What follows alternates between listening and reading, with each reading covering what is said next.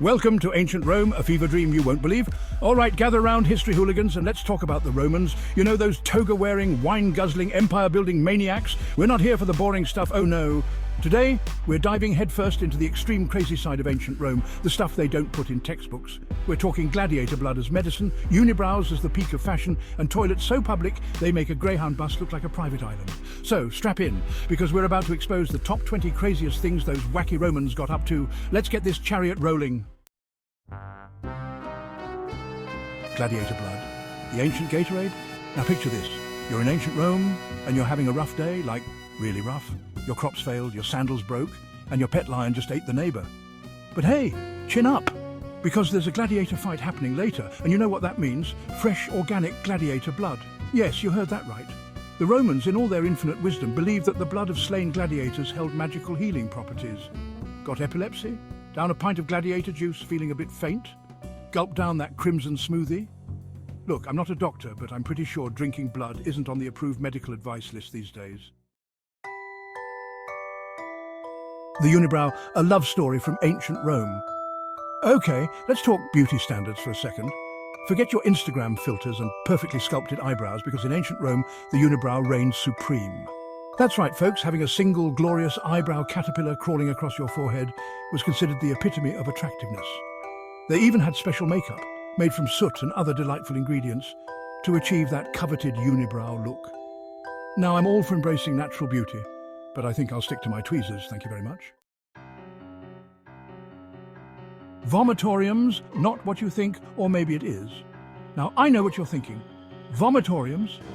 Those were those rooms where Romans went to puke after gorging themselves, right? Well, yes and no. While the Romans were certainly no strangers to a good feast and they did enjoy their food, the vomitoriums weren't quite the puke-filled chambers of indulgence we imagine. These architectural marvels were actually cleverly designed passageways that allowed large crowds to enter and exit amphitheatres quickly.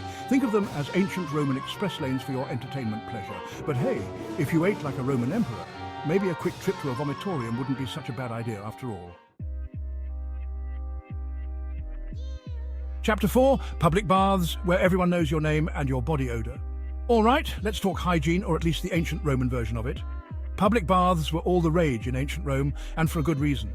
They were a place to socialise, relax and get squeaky clean, or at least as clean as you could get in a giant communal bathtub. See, here's the thing. The Romans weren't exactly known for their advanced water filtration systems. So, while those baths might have started out sparkling clean, by the end of the day they were probably a bit more eau de sweat than eau de toilette. But hey, at least they were trying, right? Roman toilets. A symphony in stink. Okay, I warned you about the lack of advanced plumbing, so brace yourselves because things are about to get real. Personal. Roman toilets were, well, let's just say they were an experience. Imagine a row of toilets side by side with no stalls, no dividers and no privacy whatsoever. Just you, your neighbour and a communal sponge on a stick for everyone to share. Look, I'm all for community spirit, but some things are just best kept private. Chapter 6. Lead pipes, the original plumbing fail. Now you might be wondering, how did the Romans get water to those public baths and toilets? Well, they had this ingenious invention called lead pipes. And yes, you heard that, right, lead. Apparently the Romans didn't get the memo about lead being, incredibly toxic. So while they were busy building their impressive plumbing systems, they were also unknowingly poisoning themselves with every sip of water. It's a good thing they had all those gladiator blood smoothies to counteract the effects, right? Roman banquets. A feast fit for a very hungry emperor. All right, let's move on to something a little more appetizing, shall we? Roman banquets were legendary for their extravagance and opulence. We're talking mountains of food, rivers of wine, and enough entertainment to make even the most jaded partygoer blush. But here's the thing. Some of the dishes they considered delicacies might make even the most adventurous eater think twice. Roasted dormice, stuffed snails, peacock brains. Honestly, I'll stick to a simple plate of pasta, thanks. Gladiator games, ancient Rome's reality TV show. Now it's time for the main event, the Gladiator Games. These brutal spectacles were the Super Bowl, the World Cup, and the latest reality TV show all rolled into one bloody package. Imagine thousands of people packing into the Colosseum to watch gladiators, armed with swords, shields, and questionable hygiene, battle it out to the death. It was violent, it was gruesome, and it was the hottest ticket in town.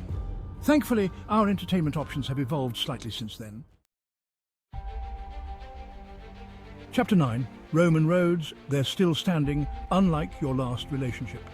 All right, let's take a break from all the blood and guts and talk about something a little more impressive. Roman roads. These engineering marvels were so well built that many of them are still in use today, over 2,000 years later. Talk about built to last. They were straight, they were sturdy, and they allowed the Roman Empire to expand and connect like never before. So next time you're stuck in traffic, just be thankful you're not trying to navigate the ancient world without the benefit of Roman engineering. Chapter 10. Emperor's daily dose poison. Because why not? Being the Emperor of Rome wasn't all fun and games, you know. Sure, you had all the power, the wealth, and the best seat in the Colosseum, but you also had to deal with pesky things like assassination attempts. So, to protect themselves from being poisoned, many Roman emperors adopted a rather unorthodox practice. They took small doses of poison every day. The idea was to build up an immunity, so if someone did try to slip them a Mickey, they'd be immune. It's like a twisted ancient Roman version of a flu shot. Chapter 11. Roman aqueducts, bringing you water, the old-fashioned way. Remember those lead pipes we talked about? Well, the Romans needed a way to get water into those pipes, and that's where aqueducts come in. These impressive structures were essentially giant water slides for H2O, carrying water from distant sources to cities and towns across the Roman Empire. They were a marvel of engineering and a testament to the Romans' ingenuity, even if they did have a slight lead problem. Roman numerals, the number system that time forgot, and for good reason. Let's be honest, Roman numerals are cool to look at, but they're a pain in the arse to actually use. Imagine trying to do long division or, God forbid, calculus with a bunch of X, V's and Is. It's a miracle they ever got anything built. But hey, they add a certain gravitas to movie titles and Super Bowl logos, so they've got that going for them.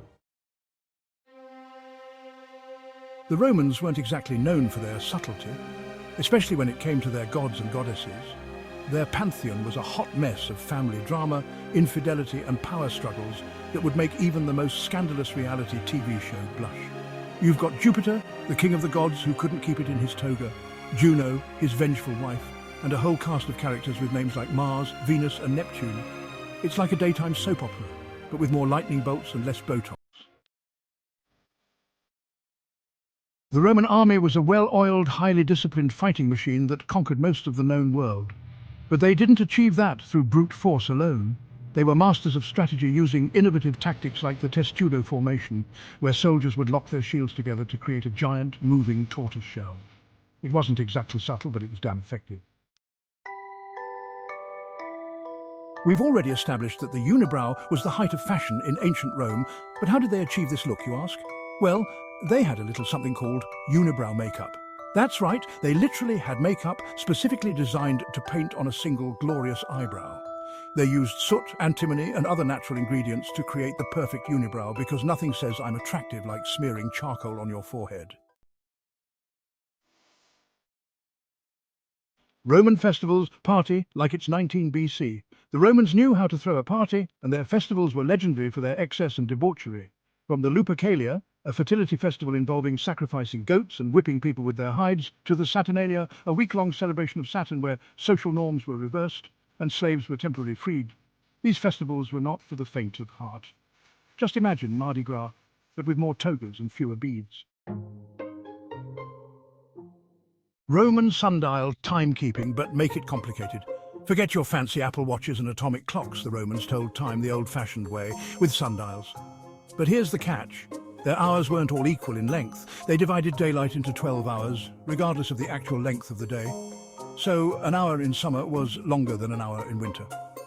It's a good thing they didn't have to set alarms or catch trains, because that would have been a logistical nightmare. Roman fashion, a world of flowing fabrics, intricate jewellery and sandals that could probably take your eye out. Togas were all the rage for men, but they were surprisingly complex to wear and required a small army of slaves to get them just right. Women wore stolas, which were long, flowing dresses that covered everything but their arms. And let's not forget the caligae, those iconic Roman sandals with the terrifyingly pointy studs on the bottom. They might not have been the most comfortable footwear, but they sure made a statement. If the Colosseum was ancient Rome's answer to the Super Bowl, Then the Circus Maximus was their version of the Kentucky Derby NASCAR, and a monster truck rally all rolled into one. This massive chariot racing stadium could hold over 150,000 spectators who came to witness the thrills and spills of the races, as well as exotic animal hunts, gladiatorial combats, and even mock naval battles. It was a sensory overload of epic proportions, and you thought your local racetrack was exciting. Yes, you read that right. We're back to the gladiator blood. Look, I know we already covered this, but it's just so damn weird that it deserves a second mention. The Romans were so convinced of the healing properties of gladiator blood that they even sold it as a souvenir after the games. Can you imagine that? Honey? I got you a magnet, a keychain, and a vial of fresh gladiator blood. What, you don't want it? But it's good for epilepsy. So there you have it, folks. The top 20 craziest things the Romans did. From drinking gladiator blood to worshipping unibrows, their antics never cease to amaze and slightly horrify us. It's a good thing we've evolved since then, though I'm not sure our modern obsession with reality TV and questionable social media trends is that much of an improvement. But hey, at least we're not drinking blood, yet. So, which of these Roman shenanigans blew your mind the most? Let us know in the comments below, and don't forget to like, subscribe, and hit that notification bell for more wild historical adventures right here on Hidden Origins Explained.